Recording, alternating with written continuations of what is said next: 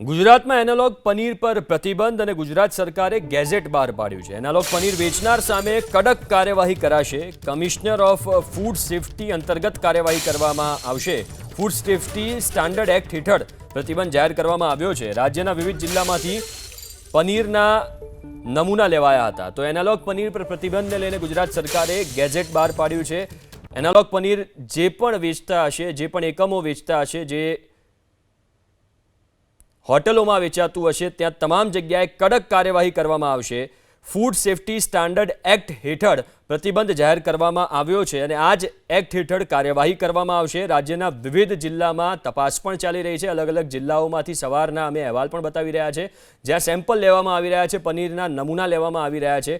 ક્યાંય પણ એનાલોગ એટલે કે કૃત્રિમ પનીર ઝડપાશે, તપાસમાં બહાર આવશે તો એ તમામ જગ્યાએ કાર્યવાહી કરવામાં આવશે। સરકારનું જે ગેજેટ છે, તમે સ્ક્રીન ઉપર જોઈ રહ્યા છો, સરકારે આ ગેજેટ બહાર પાડ્યું છે અને આમાં આ વાતનો ઉલ્લેખ કરવામાં આવ્યો છે। એનાલોગ પનીર ઉપર પ્રતિબંધ છે અને કોઈ પણ એકમ, હોટલ સંચાલક હોય, લારી હોય, ક્યાંય પણ જો એનાલોગ પનીરનો ઉપયોગ થતો હશે તો એ વ્યક્તિ ઉપર, એ એકમ ઉપર કાર્યવાહી કરવામાં આવશે। વધુ વિગતો સાથે સંપાદક રોનક પટેલ ફોનલાઈન ઉપર જોડાયા છે। સર, ગેઝેટ બહાર પાડવામાં આવ્યું છે અને એમાં ઉલ્લેખ કરવામાં આવ્યો છે કે કોઈ પણ એનાલોગ પનીર વેચતું હશે તો કાર્યવાહી કરવામાં આવશે। શું વિગતો છે, કઈ વાતનો ઉલ્લેખ છે? અત્યાર સુધી પરિપત્ર હોતો હતો ને પરિપત્રનો કદાચ અમલ નહોતો થતો અને પરિપત્રનો અલગ અલગ રીતે અલગ અલગ અધિકારીઓ, અલગ અલગ પાર્ટીઓ એનો મતલબ કાઢીને છટકબારીઓ પર શોધતા હતા। પરંતુ આજે ગુજરાત સરકારનું અસાધારણ રાજપત્ર એટલે કે ગેજેટ બહાર પડ્યું છે અને આ ગેજેટ 5 ઓગસ્ટ 2026 થી 1 વર્ષ સુધી અમલમાં આવશે। એનો વિષય રાખવામાં આવ્યો છે ડેરી એનાલોગ ઉત્પાદનો પર પ્રતિબંધ।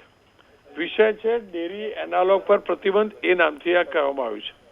ખાદ્ય સુરક્ષા અને ધોરણ અધિનિયમન 2006 ની કલમ 30/2 હેઠળ ગુજરાત રાજ્યના કમિશનર ઓફ ફૂડ સેફ્ટી એ સમગ્ર રાજ્યમાં ડેરી એનાલોગ ઉત્પાદનોના ઉત્પાદન, સંગ્રહ, પરિવહન, વિતરણ, વેચાણ પર તાત્કાલિક અસરથી પ્રતિબંધ મૂકવામાં આવ્યો છે।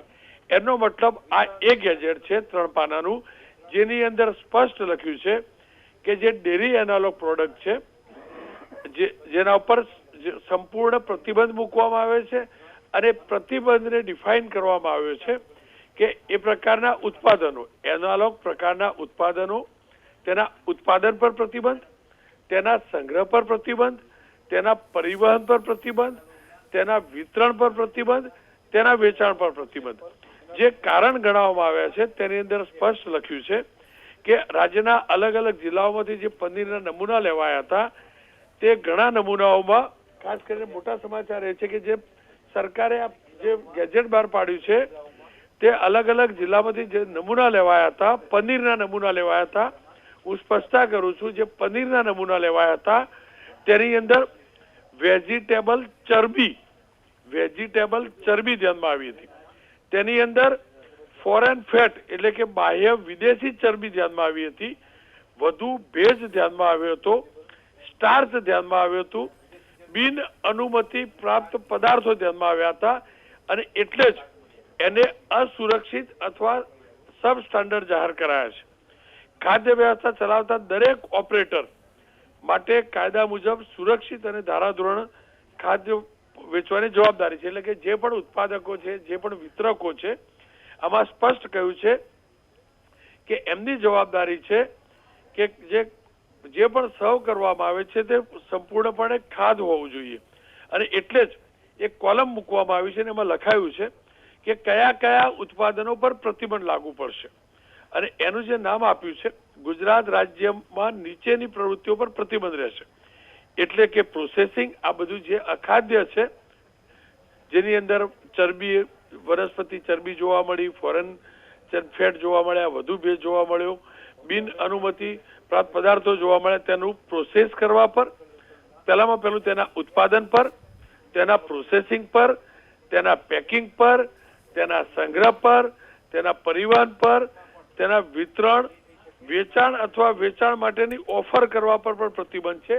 સાથે એક કોલમ જેનો ઉલ્લેખ હજી સુધી થતો નથી તે છે હોટલ, રેસ્ટોરન્ટ અથવા અન્ય ફૂડ સર્વિસમાં પણ તેનો કોઈ ઉપયોગ નહીં કરી શકે. એકદમ ક્લિયર કટ ગેજેટ છે, એની નોંધ પણ સ્પષ્ટ લખ્યું છે અને નોંધની અંદર પ્રતિબંધ ક્યાં લાગુ નહીં પડે.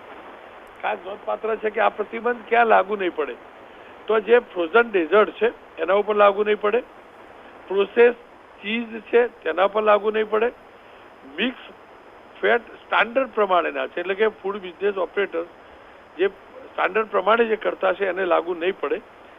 સાથે જ પ્રતિબંધ ક્યાં ક્યાં લાગુ પડશે, તો અસલી ડેરી ઉત્પાદનો ન હોય તેવા ઉત્પાદન એટલે કે જે ડેરી ઉત્પાદન નથી પણ ડેરી ઉત્પાદન તરીકે વેચાય છે તેના પર આ લાગુ પડશે.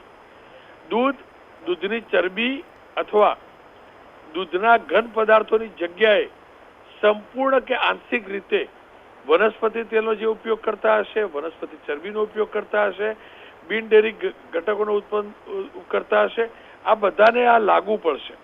એટલે કે સ્પષ્ટ કહેલું છે, એની અંદર એ પણ કહ્યું છે કે પનીર, ક્રીમ, બટર અથવા અન્ય ડેરી ઉત્પાદનો જેવા જ દેખાવની છાપ ઊભી કરી વાસ્તવમાં તે ડેરી ઉત્પાદનો નથી અને એટલે જ તેના પર પ્રતિબંધ મુકાય છે.